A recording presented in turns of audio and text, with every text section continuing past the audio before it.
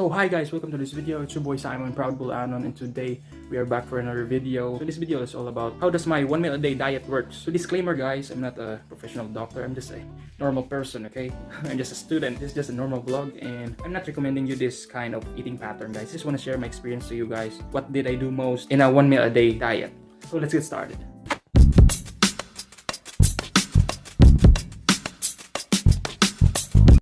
Before I eat guys, I usually do some exercise. I can show you some exercises that I usually do in having a OMAD diet or eating pattern. So let's start. So pasensya na kay English ko kanina guys. So the English kapoy. So ang gagawin natin ngayon ay kukunin yung yoga mat para we're ready to go in exercise.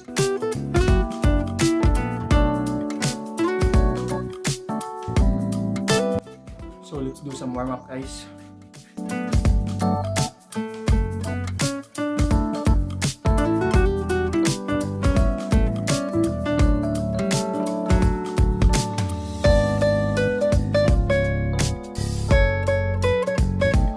So I usually use this kind of stuff guys for push up, and it's just only for 500 pesos. This pattern is color red and green.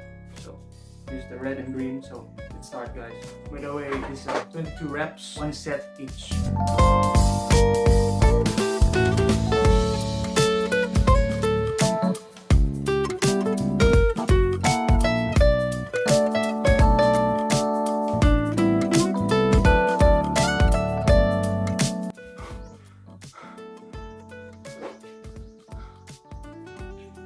So we're done in shoulders guys. Next thing we're gonna do that. It's not dumbbell press but calves raising guys. So let's do it. Let's do some 24.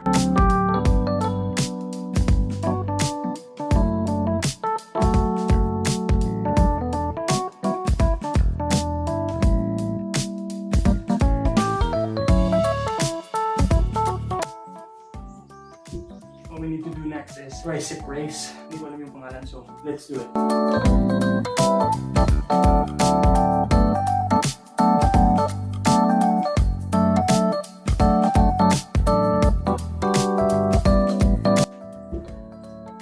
So we're done making 12 reps guys. What we need to do is squats with dumbbell press.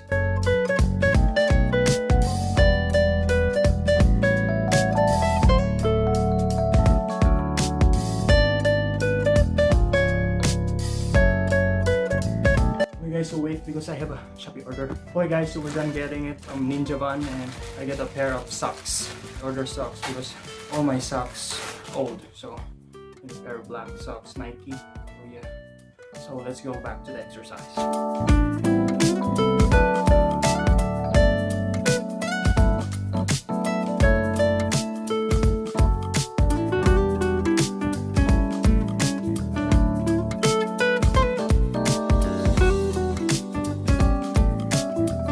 So we're done making 16 reps for that squats with dumbbell press. So guys, don't forget to like, subscribe, and comment down below guys, please.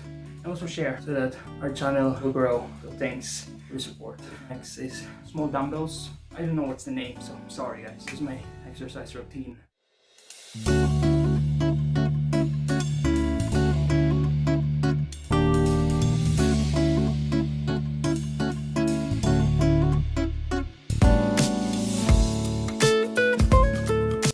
Guys, we're done exercising.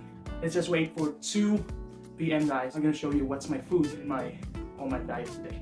Let's go. So guys, nagpalit na tayo ng sando kasi pinawisan ako kanina sa exercise. It's 1:36 p.m. na guys. It's almost 2. At may call kami ngayong hapon sa GC kasi about sa farewell namin dun sa glamping alone na guys. May 14. Iba-vlog ko din yan soon. Sana bumaba na yung COVID cases sa Bol.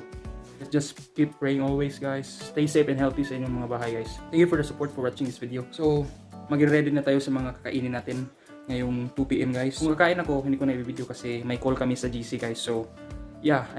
First up here is okay. So as you can see, hot and spicy 555 tuna and Cheetos. And we need some bread guys. We're gonna get 5 slices of ichipan bread. Okay. And what we have here is 3 avocados. Let's start preparing guys. So we have now a ton of rice here guys, and we're gonna put the tuna on the top. By the way, it's not sponsored, guys, okay? So we're gonna get some 5 slices of each pan. Look at that, this is a massive bread, guys. Put the latest choice ham spread in it.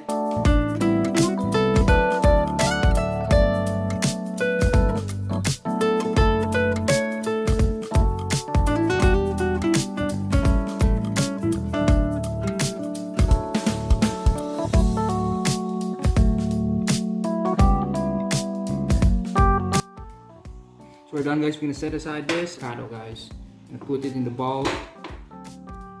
Yeah, you're gonna get the massive seed. Oh yeah, ooh la la.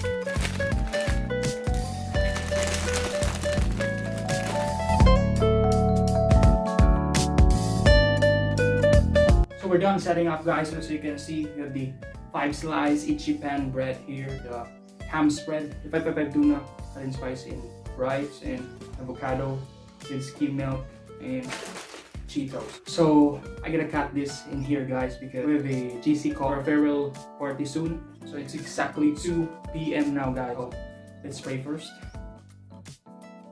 3 hours later. So just stay tuned, guys, and be right back. So guys, tapos na ako kumain. Tapos na rin yung voice call naman kanina. Kaya mag 23 hours fasting na naman tayo. At bukas na naman, 2 p.m. na naman tayo kakain. Kaya para 1 hour lang tayo kumakain, guys, okay? Sa 1 meal a day. So yeah, that is it. Thank you for watching this video. If you will like, subscribe, comment down below, share this video, guys. Click the notification bell so that you will be updated in the next video, guys. So that's all, and thanks for watching. It's your boy Simon, proud Bol-anon. Stay tuned for my next vlog, and goodbye.